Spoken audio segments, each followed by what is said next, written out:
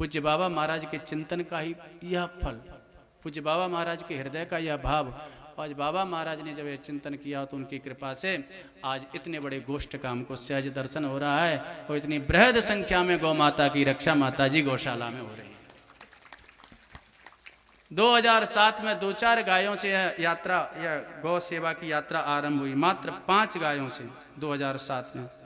आज संपूर्ण भारतवर्ष का गौरव माता जी गौशाला, यहाँ पर आज 1 नहीं 2 नहीं 5 गायों से यह यात्रा आरंभ होती है। और पूज्य श्री बाबा महाराज के संकल्प का प्रताप, पूज्य श्री वृषण बाबा महाराज के समर्पण का प्रताप कि आज 1 2 3 नहीं अपितु 60 हजार गायों का मातृवत यहाँ पर पालन और पोषण हो रहा है। इतनी बृहद संख्या में एक स्थान पर गायों का जो दर्शन करने का सौभाग्य प्राप्त हो रहा है, तो ये श्री जी की बहुत बड़ी कृपा है। गौ संरक्षण के लिए, गौ संवर्धन के लिए सर्वथा यह समर्पित गौशाला का यह स्वरूप प्रकट हुआ। और गिरिराज जी कौन है उठाए? ठाकुर जी ने उठाए ना। गिरिराज जी तो ठाकुर जी उठावे, लेकिन कम से कम ग्वाल वाले ने लठिया तो लगाई थी। पूज्य श्री बाबा महाराज जैसे सत्पुरुषों के पवित्र संकल्प से और प्रेरणा से इतने बृहद गौसेवा के संस्थान और गौसेवा का संचालन हो रहा है, लेकिन महाराज हमारा भी कहीं न कहीं उनके प्रति दायित्व बनता है, गौवंश के प्रति दायित्व बनता है, क्योंकि गौवंश जो है सनातन का मेरुदंड है। और जो भी सनातन की परंपरा को स्वीकार करता है, जो भी रामकृष्ण की परंपरा को स्वीकार करता है, उसका गौ माता के प्रति अनन्य निष्ठावान होना अनिवार्य है। गौ माता की कृपा के बिना सनातन की परंपराएं सुरक्षित नहीं रह सकती, हमारी मान्यताएं सुरक्षित नहीं रह सकती।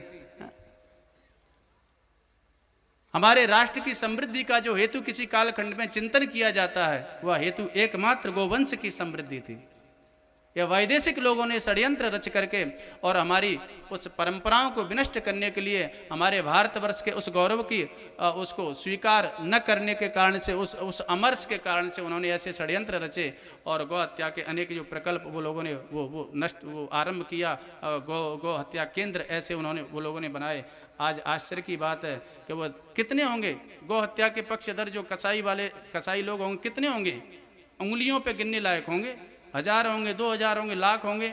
लेकिन सनातनीय जनता, सनातनीय जन समुदाय कितना है? रामकृष्ण की पवित्र परंपराओं को स्वीकार करने वाला जन समुदाय कितना है? संपूर्ण हिंदू जनमानस जन समुदाय कितना है? यदि एक एक व्यक्ति भी एक एक गोवंश की जिम्मेदारी ले तो संपूर्ण भारतवर्ष की गोरक्षा अभी तत्काल हो जाए। और लेना चाहिए हम लोगों को, ये सब हम लोगों का दायित्व है। आपके पास में यदि स्थान है, भगवान ने सामर्थ्य दी है, तो अपने स्थान पर एक गाय रखो, गाय की सेवा करो। गाय की सेवा के मूल बिंदु 3 बिंदुओं का ध्यान रखें। पहला बिंदु, जीवन में उपासना होनी चाहिए। ठाकुर जी से दैनिक उपासना में ठाकुर जी से प्रार्थना करो कि गोवंश की रक्षा हो, ये ठाकुर जी ऐसी कृपा करो। दूसरा बिंदु, निर्वाचन काल में सावधान रहो।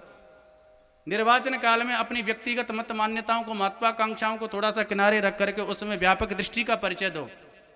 उस समय उस नेतृत्व को स्वीकार करो, उस नेतृत्व का चयन करो जो सनातन की परंपराओं की रक्षा के लिए तत्पर है। हम यहां भली भांति ये समझते हैं कि सब दूध के धुले नहीं होते हैं, लेकिन कोई 90 पैसा बेकार है, बाकी अपेक्षा जो 50 पैसा बेकार है, भाई स्वीकार कर लो ना, कम से कम 50 पैसा तो बचेंगे। तो कम से कम जो सनातन की बात करता है, सनातन परंपराओं की रक्षा के लिए तत्पर है, ऐसे व्यक्ति का चयन करना चाहिए। किसी को अपने परिवार की चिंता व्याप रही है, परिवार की चिंता में लगा हुआ है, परिवार का भविष्य क्या होगा, कोई अपने पार्टी के भविष्य के चिंतन में लगा हुआ है, जो परिवार के भविष्य के चिंतन में लगा हुआ है, जो पार्टी के भविष्य के चिंतन में लगा हुआ है, ऐसे लोगों के द्वारा भारत का उत्थान नहीं होगा। भारत का उत्थान तो ऐसे लोगों के द्वारा होगा जो पार्टी और परिवार से ऊपर उठ करके भारत के भविष्य की चिंतन में जो तत्पर हैं, जो लगे हुए हैं, ऐसे लोगों के द्वारा भारत का अभ्युदय होगा, उत्कर्ष होगा। इसीलिए निर्वाचन काल में सावधानी, ऐसे लोगों का चयन करें। भगवत कृपा से एक उत्तम नेतृत्व भारतवर्ष को प्राप्त है, चिंतन करें उस बिंदु पर।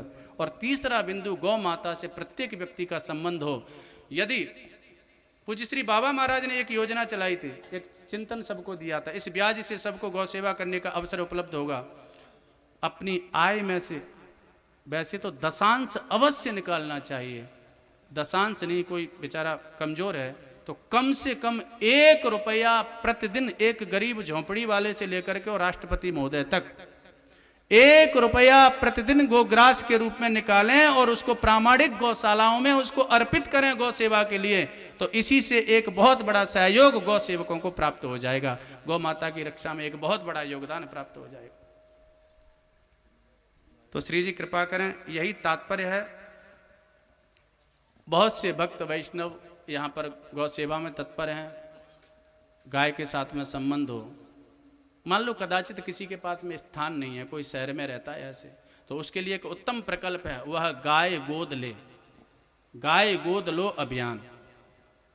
ठाकुर जी ने सामर्थ्य दी है, तो जितनी गाय, 1 गाय, 2 गाय, 3 गाय, 10,000 जो भी गाय, प्रतिदिन का जो उसका खर्चा है, इस प्रकार से क्रम बना करके कि 1 वर्ष का इतना खर्चा है, तो जितनी सामर्थ्य उनकी गायों, उतनी गायों को गोद लेकर के उनका जो भरण है वह गौशालाओं में अर्पित करे। तो कम से कम भैया लठिया तो लगा ही लो। गिरिराज जी तो महापुरुषों ने उठा रखे हैं, पर लठिया तो जन समुदाय को लगानी होगी।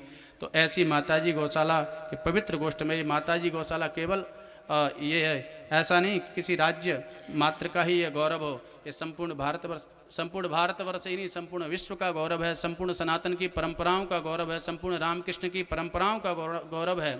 जो भी अध्यात्म की परंपराओं को स्वीकार करते हैं, जो भी सनातन की पवित्र परंपराओं को स्वीकार करते हैं, उन सब लोगों का दायित्व है इसको अपना गौरव समझ करके और अपने दायित्व का निर्वहन करें, और सभी इस प्रकार से मिलजुल करके इस गौ सेवा के पवित्र यज्ञ में हम सब लोग मिलजुल करके और अपना योगदान प्रदान करें। आहुति बाकी यज्ञ अधूरा है, पंक्तियां हैं। आहुति बाकी यज्ञ अधूरा, अपनों के विघ्नों ने घेरा। नवदधीच अस्थियां जलाएं, नवदधीच अस्थियां गलाएं, आओ मिलकर दीप जलाएं, आओ मिलकर दीप जलाएं। हम पड़ाव को समझे मंजिल, लक्ष्य हुआ आंखों से ओझल। अभी बहुत बड़ी यात्रा हम लोगों को करनी है, केवल ब्रजमंडल ही नहीं, केवल उत्तर प्रदेश ही नहीं, अपितु संपूर्ण भारतवर्ष में हम लोगों को गो रक्षा करनी है, गो हत्या को सर्वथा प्रतिबंधित कराना है। ये तो पड़ाव है। हम पड़ाव को समझे मंजिल, लक्ष्य हुआ आंखों से ओझल। वर्तमान के मोह जाल में आने वाला कल न भुलाएं, आओ मिलकर दीप जलाएं, आओ मिलकर दीप जलाएं।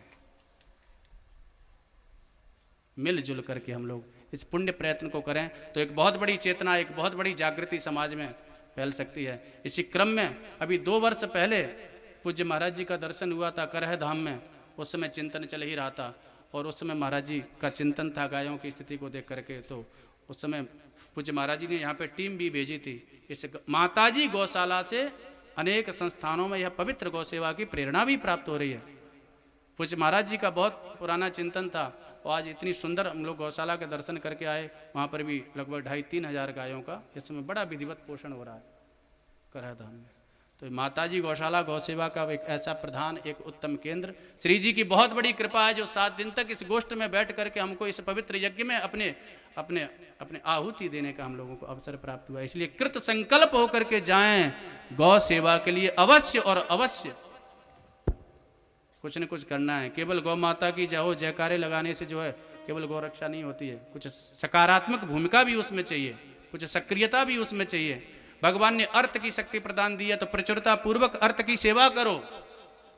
भगवान ने वैचारिक शक्ति प्रदान की है तो अपने वैचारिक स्तर पर सेवा करो, गौरक्षा का पुण्य प्रयत्न करो। सब मिलजुल करके इस पुण्य प्रयत्न में सहभागी हों। तो एक बार बहुत बहुत पुनः धन्यवाद।